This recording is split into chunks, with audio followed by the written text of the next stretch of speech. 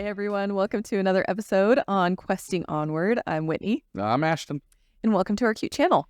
We love to talk about all things communication, anything nerdy, and just little snippets of our life. So if you'd like to check us out, we're on Instagram and YouTube, and obviously here doing podcasts. So welcome to join us at any point.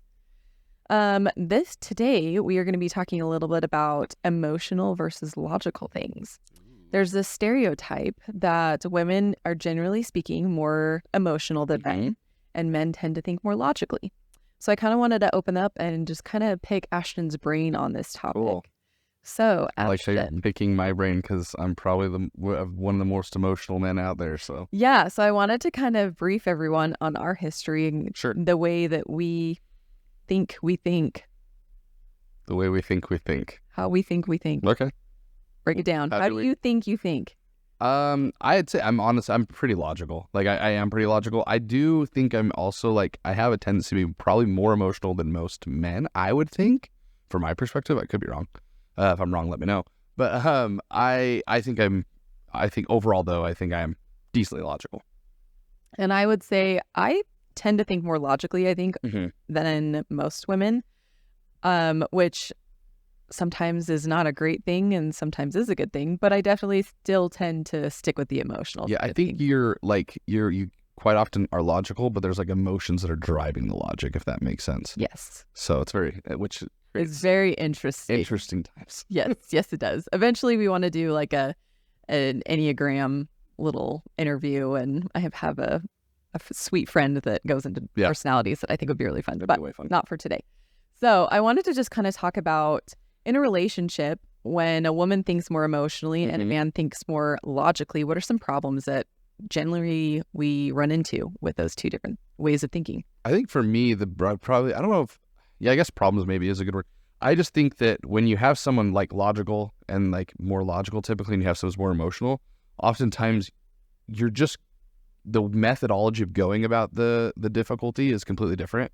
And then oftentimes you're looking for a different result, right? Like on the logical pathway, it's like, how do I get from A to Z, right?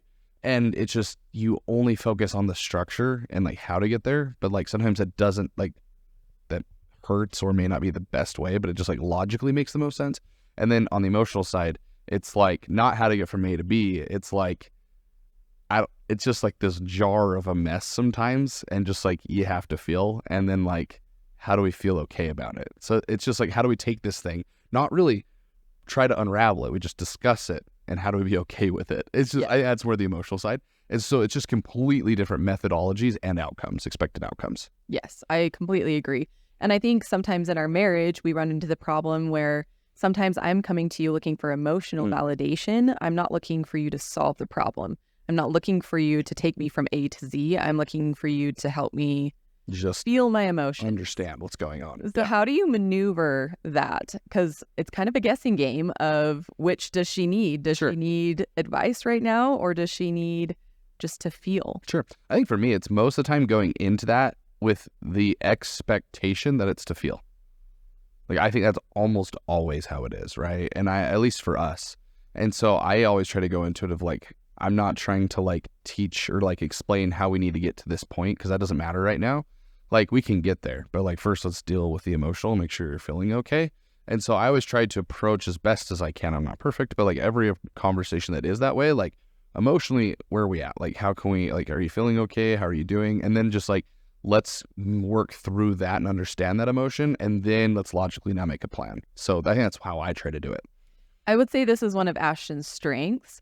For me, there are times I'm feeling so many different emotions from so many different little things that have happened over the course of a week, a couple days, sometimes like way further back, a couple months. And there's just this complex buildup. And sometimes I go to Ashton and I'm like, I am feeling all these emotions. Some of it may be directed at him. Sometimes it's about something else completely. And a lot of times I'll just go to him and just say, I need help. I'm just going to word vomit. I'm going to give it all to you. I don't want you to take this offensively. I just need to get it out and unscramble it. Yeah. Well, I think that's also like really helpful for me when you do that, because I think oftentimes that like, I know going like when you do that, it's almost like you're priming me or prepping me to like know what's about to come. And so I think that that helps significantly, because I come into the conversation with the understanding that like right now just turn off my emotions and let's just listen. Let's just like listen for a second. So like she already told me like what's going on. So there's no reason for me to get mad or frustrated or hurt. Like right now it's just like be here for her, help, like just be a, I guess like a, I don't want to say a guide, but just almost like a, just someone going along for the journey. I'm just holding your hand while we're going through this thing, whatever this thing is we're about to do. So You're my built-in therapist. It's great. It's free 99. So in those moments, I think it can be really easy for you to be defensive because sometimes it is directed at you. So how do you just turn that off? I don't know if I do, if I'm being honest. Like I can tell, I know, there's times like when we have these conversations where I'm like, you say something and you can tell, like, because you brought it up, like, oh, he's mad. And so it's like, I don't think I can. I try my best to come into it with the understanding that like, I don't know. I think I try my best to come into the understanding that like I should be keeping my emotions out of this, but it's hard sometimes. And so I think for me, the only thing I can do is just like when those emotions arise, just like either just put them on a pause for a second or just address them. Like, hey, real quick, I'm frustrated about this. We'll talk about that in a second. Just know that like I've done that before. Like, hey, that made me frustrated. Let's talk about that in a second. But for now, let's just keep going. Right. And I think it's just like being able to not have to interject, to not have to be right. I think that's a key part of it, is like not being right. I don't have to be right here. It's just a matter of listening and just like make sure you're understood, and then we can talk about the other little things. I don't know. I think that's what I try to do, at least. I think it's the thing that like for me has helped the most, is just like, don't be quick to be mad. Don't, even if there is something that is frustration or frustrating, just, it's okay. It's okay to be frustrated. Just move through it. I like how you said too, it's something that you don't need to let go. It's something you can just say, all right, this made me feel this way. We'll come back to it. But right now I'm still listening to you to understand where you're coming from. And I think when we were in Italy, at the end of every phrase, Italians kind of say, "I capito." And that means, did you understand me? And when we're having these arguments or when we're having these discussions, we use that phrase a lot. Yeah. Do you understand? Does that make sense? Yeah. And I think that's our way of checking in with each other. Oh, yeah. And there are times when I say, no, I do not understand what you're trying to say. And I think vice versa. So how do we usually come around to that? I think that like that's something that I think is vital. And it's honestly something that like I learned young on in like, yes, part of Italy, but for me, it's actually more of a sales thing, like where we call it a soft close, but it's like, you have to check for understanding to like make sure things are good. And so like, I think that that's a big part of it. It's just like, I can't move forward with this conversation, and we can't move forward until we're on the same page. And so it's, I think just that question was like, does that make sense? Or do you understand? Or like, are you okay? Because if I just keep going, like, if we're not on the same page, like if the levels aren't met, in my opinion, you can't move forward, because every step moving forward, this person's still here, right?